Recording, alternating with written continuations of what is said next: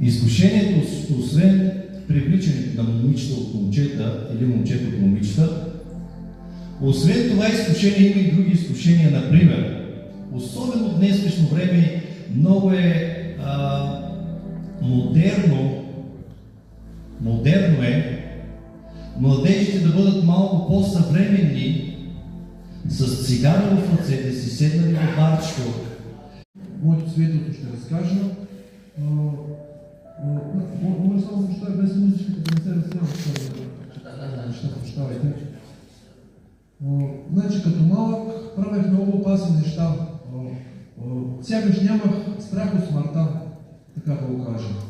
Вървехме с едно момче по алманиите на покрива там, където живеехме. Така по алманията се разхождахме. Обаче на мен сякаш не ми стигаше тази тръпка. Исках още по-силна тръпка. И така... Бъдете благословени. Радвам се да бъда между вас, между други младежи и искам да кажа как аз повярвах в Бог. Аз започнах да ходя само на библейско, за да си запълвам времето. И тук да да науча нещо ново. Но с течение на времето започвам да се запитвам дали Бог е реален, дали е истински.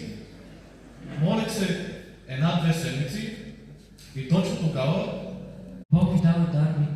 Използвайте ги. Молете се на Исус Христос и Той ви чува.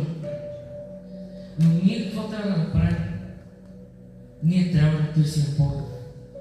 Не само когато ни е добре, а всеки положителен.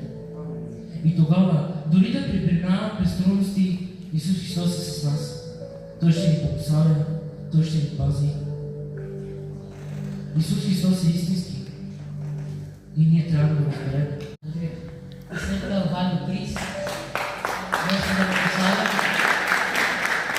да се насърчи от младите. Ние старите всеки път проповядваме. Младите имат нужда. Здравейте, аз се казвам Валю и служа в християнска църква и Господ град Винец. И ако сме искрени, да сме искрени, аз сега ще кажа моите свидетелства. Младежите, тези неща са ежедневни.